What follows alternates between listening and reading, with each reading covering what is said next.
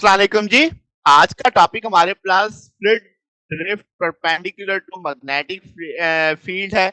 यानी कि हम देखेंगे कि मैग्नेटिक फील्ड के परपेंडिकुलर जो फ्लूइड की ड्रिफ्ट आएगी वो उसमें हम उसको देखेंगे डायमैग्नेटिक ड्रिफ्ट के तौर पे हम उसे नाम देंगे। तो देखेंगे कौन कौन सी ड्रिफ्ट होती हैं, क्या उनमें से कौन सी निगलेक्ट करेंगे, किसका क्या किरदार है। तो शुरू करते हैं। Fluid drift perpendicular to magnetic field. अब आपके पास से अगला case parallel to magnetic field भी हम स्टडी करेंगे। तो लेट्स से फ्लूइड एलिमेंट हम जानते हैं बहुत सारे इंडिविजुअल पार्टिकल से मिलकर बना होता है। तो जो फ्लूइड की ड्रिफ्ट है परपेंडिकुलर टू बी, अगर आपके पास इंडिविजुअल गाइडिंग सेंटर जो होगा उसके पास ऐसी ड्रिफ्ट आएगी। तो हमने गाइडिंग सेंटर पढ़ा हुआ है कि जब आप मैग्नेटिक फील्ड में लगाते हो तो जो सेंटर से उसका इंस्टेंटेनियस डिस्प्लेसमेंट आता है उसमें तो अब आपके पास अगर हम कहें कि जो डेल्टा पी की टर्म है जो हमने लास्ट निकाली थी वो अपीयर सिर्फ तभी होगी फ्लूइड की इक्वेशन में जब ड्रिफ्ट एसोसिएट होगी फ्लूइड एलिमेंट के साथ, जबकि पार्टिकल के पास नहीं है। बात समझ गए? यानी कि फ्लूइड एलिमेंट में ड्रिफ्ट है मगर पार्टिकल के पास नहीं है। तो अब आपके पास हम कहेंगे हर स्पीसीज के लिए जो इक्वेशन ऑफ मोशन है हमने वो निकाली हुई है। जब आपके पास ढेर सारे पार्टिकल्स होते हैं तो अब आप इसमें कुछ अजम्पशन लिखेंगे ताकि कैलकुलेशन ज्यादा आसान हो सके। आप देख सकते हैं मैंने नीचे मैजेंडा कलर में 1 2 डाला हुआ है, उसका रेफरेंस मैं आगे चल के देता हूँ। तो पहली चीज तो हमने ये अज्यूम करनी है कि भाई हमारे सिस्टम में कोई कोलिजन नहीं है। दूसरी चीज ये अज्यूम की कि सिस्टम हमारा लीनियर है।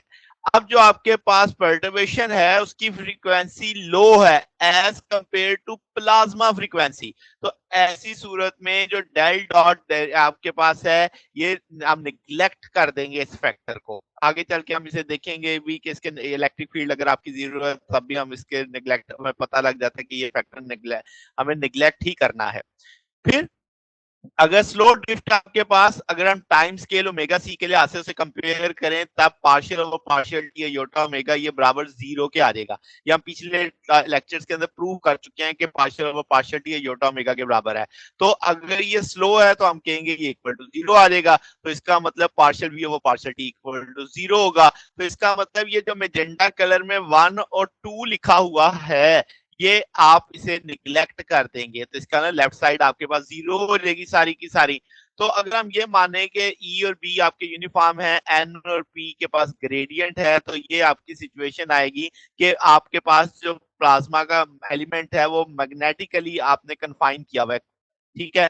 तो अब प्रेशर ग्रेडियंट जो है हम कहेंगे वो यानी सेंटर से टुवर्ड वॉल्स होगा और सेंटर पे प्रेशर ग्रेडियंट मैक्सिमम है और किनारों पे वो कम होगा, दीवार पे कम होगा। तो जैसे हम कह चुके हैं कि लेफ्ट साइड हम जीरो कर चुके हैं तो आपकी राइट साइड वैसे की वैसी आ गई। अब इस सारे को हम लिख सकते हैं, आपके पास ये एन से डिवाइड कर दिया मैंने इस इक्वेशन को तो आपके पास डेल्टा पी बाई एन आ चुका है। अब इक्वेशन क्रॉस प्रोडक्ट ले लेते हैं इस इक्वेशन 2 का। आप देखो मैंने मैजेंटा कलर में दोनों साइड से क्रॉस प्रोडक्ट ले लिया, राइट साइड तो जीरो चल रही है तो यहाँ पे फर्दर दो हिस्से हैं तो वो अलग अलग हो गया इस जगह पे। अब आपके पास ये ट्रिपल क्रॉस प्रोडक्ट आ गई जिसमें आपने पढ़ा हुआ है ए क्रॉस बी क्रॉस सी और उसका ये रिजल्ट होता है तो उस सूरत में मैंने इसका रिजल्ट नीचे लिखना है। तो अब आपने क्या किया कि ये मैंने ब्लू कलर में मेंशन कर दिया है कि भाई आपके पास इस तौर पे आप इसे लिख सकते हैं। तो ये मैंने वैल्यूज डाल दी। अब हम जानते हैं कि v और b परपेंडिकुलर हैं, चूंकि हमारा केस ही परपेंडिकुलर का है तो cos 90 पर जीरो होता है तो ये सेकंड फैक्टर तो जीरो हो जाएगा, b dot b b square हो जाएगा। तो v चूंकि हमने परपेंडिकुलर लिया तो इसके नीचे परपेंडिकुलर का साइन आ गया। ये नेगेटिव का फैक्टर है, दूसरी तरफ जाएगा तो पॉजिटिव में आ जाएगा। अब आपने यहाँ पे b परपेंडिकुलर रहने देना है, q b स्क्वायर दूसरी तरफ जाके डिवाइड हो जाएगा, वो हमने डिवाइड कर दिया है। अब आपके पास इस सारे को अरेंज करके हम लिख सकते हैं कि q over q b square e cross b है, ये सारे को हमने मैनेज करके लिख दिया। अब ये जो चीज आप देख रहे हैं इसमें दो फैक्टर आ रहे हैं, मैं जिसको मैंने वी प्लस वी डी लिखा है, इसमें देखो तो ई क्रॉस बी है और इसमें डेल मोमेंटम की चेन क्रॉस बी है, एन क्यू बी है। अब अगर आपके पास इस वाले को हम ई क्रॉस बी ड्रिफ्ट पढ़ के आए हैं, पीछे हमने पढ़ा हुआ है और यहाँ पे आपके पास इस नया फैक्टर रेड कलर में हाईलाइट हुआ है, इसे डायमैग्नेटिक ड्रिफ्ट कह रहे हैं। तो आपके पास जो वीई की ड्रिफ्ट है वो वैसी होगी जैसे गाइडिंग सेंटर की है, जो न्यू ड्रिफ्ट है इसे डायमैग्नेटिक ड्रिफ्ट कहते हैं। अगर आप ई जीरो कर दें जैसे मैं शुरू में भी बोल के आया था तो आपको ये फैक्टर जीरो होता नजर आएगा। तो इसका ये भी जस्टिफिकेशन हो सकती है अगर आपके पास ई 0 नहीं भी है, तब भी आपका ये जवाब 0 होगा क्योंकि ई बराबर है माइनस डेल डॉट फाई, वो 0 के बराबर नहीं आएगा, तो तब भी इसका जवाब 0 ही आएगा। तो डेल फाई और डेल पी जो है वो सेम डायरेक्शन में है, इस वजह से जैसे आपके पास जवाब 0 हो जाएगा, तो हम कह सकते हैं कि ये कॉम्प्लिकेटेड हो जाएगा, यानी अगर आप इस सिचुएशन को अगर इन्वॉल्व करते हो, तो इसलिए हम इसे नेग्लेक्ट कर रहे हैं। तो करंट डेंसिटी हम जानते हैं JS बराबर आ जाएगा किसी एक स्पीशीज के लिए तो NS QS VS परपेंडिकुलर। तो अब आपके पास दो स्पीशीज हम कंसीडर करते हैं, इलेक्ट्रॉन्स और आयन। इलेक्ट्रॉन के लिए अलग ये फार्मूला बना लेते हैं, जो इक्वेशन 3 हमने पढ़ा था, V परपेंडिकुलर बराबर है VE VD के, और आयंस के लिए अलग कर लेते हैं। अब करंट डेंसिटी इसका दो से मिलकर बनी है, तो दोनों को ऐड कर देते हैं। दोनों में V ये जो परपेंडिकुलर है इलेक्ट्रॉन के लिए, आयंस के लिए, दोनों की वैल्यू डाल दी। अब हम जानते हैं VE 0 आ जाएगा आपके पास, क्योंकि इलेक्ट्रिक फील्ड आपने 0 ली है, तो आपके पास ये टूल बाकी बचेगा।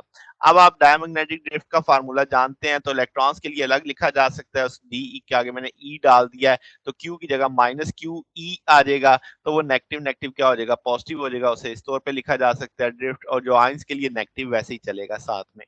ठीक हो गया। अब ये आपके पास VDE और VDI दोनों वैल्यूज इक्वेशन 4 में डाली जा सकती हैं, वो इक्वेशन 4 में वैल्यूज डाल दी। अब आपकी कुछ चीजें सिंपलीफाइड वर्जन में चली जाएंगी, QI से कट जाएगा, QE से कट जाएगा, NE से, इसी तरीके से चीजें सिंपलीफाइड वर्जन में इस तरीके से आ जाएंगी। अब आप क्या कर सकते हो कि भाई नेगेटिव ओपन करके लिख दिया है, आप इसमें से कुछ चीजें कॉमन उठा लोगे, B ऊपर है क्लास में, नीचे B स्क्वायर है, और ये del PE plus del PI हो जाएगा, टोटल आपके पास आ जाएगा कि भाई आपके पास डेल PI आ जाएगा। तो इस फैक्टर में हम कहेंगे ये डायमैग्नेटिक करंट डेंसिटी है।